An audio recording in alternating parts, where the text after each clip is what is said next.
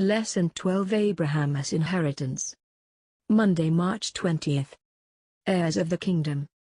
Question A. Who is the only true heir of the kingdom of promise? Matthew 21 verse 33 to 39. Here another parable. There was a certain householder, which planted a vineyard, and hedged it round about, and digged a winepress in it, and built a tower, and let it out to husbandmen, and went into a far country. And when the time of the fruit drew near, he sent his servants to the husbandmen, that they might receive the fruits of it. And the husbandman took his servants, and beat one, and killed another, and stoned another. Again, he sent other servants more than the first, and they did unto them likewise. But last of all he sent unto them his son, saying, They will reverence my son. But when the husbandmen saw the son, they said among themselves, This is the heir, come, let us kill him, and let us seize on his inheritance. And they caught him, and cast him out of the vineyard, and slew him. Galatians 3 verse 16. Now to Abraham and his seed were the promises made. He saith not, and to seeds, as of many, but as of one, and to thy seed, which is Christ. Hebrews 1 verse 1 and 2. God, who at sundry times and in divers manners spake in time past unto the fathers by the prophets, hath in these last days spoken unto us by his Son, whom he hath appointed heir of all things, by whom also he made the worlds. Christ was the Father as appointed heir of all things, by whom also he made the worlds. He was the brightness of his glory, and the express image of his person. And he upheld all things by the word of his power. Hebrews 1 verse 2, 3. He possessed divine excellency and greatness. It pleased the Father that in him all fullness should dwell. And Christ thought it not robbery to be equal with God. Philippians 2 verse 6. Yet Jesus exchanged a throne of light and glory which he had with his Father, counting it not a thing to be desired to be equal with God, while man was lost in sin and misery. He came from heaven to earth, clothed his divinity with humanity, and bore the curse as surety for the fallen race. He was not compelled to do this, but he chose to bear the results of man's transgression that man might escape eternal death. The Signs of the Times, February 20, 1893. Question B. How can we become heirs with Christ in sharing his inheritance?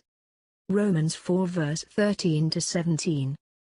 For the promise, that he should be the heir of the world, was not to Abraham, or to his seed, through the law, but through the righteousness of faith.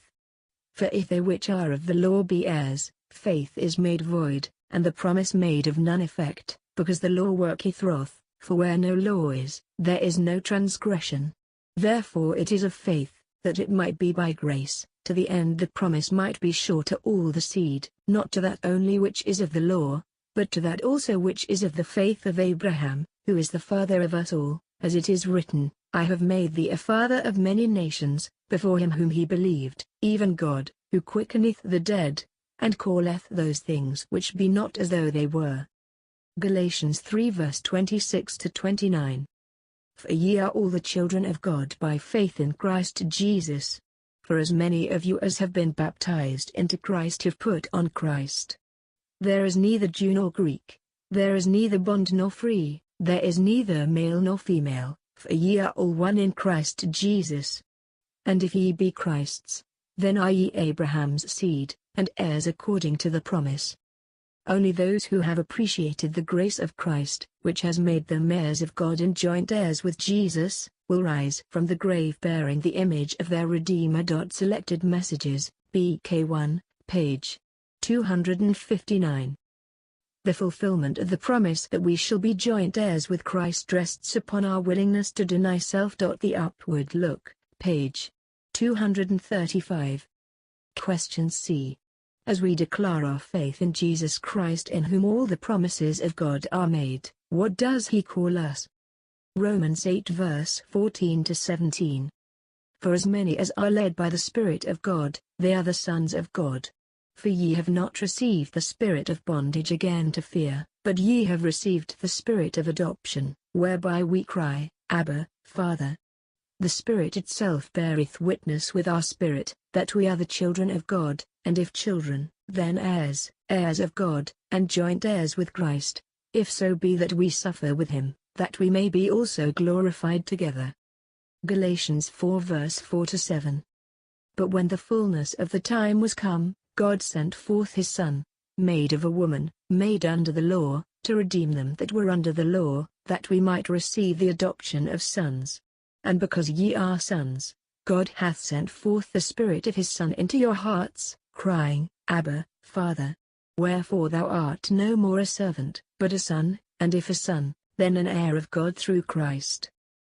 The treasures of eternity have been committed to the keeping of Jesus Christ, to give to whomsoever he will, but how sad it is that so many quickly lose sight of the precious grace that is proffered unto them through faith in him.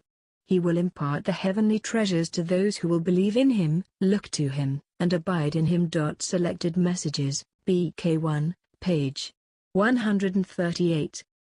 Tune in tomorrow, we will be studying about an everlasting kingdom.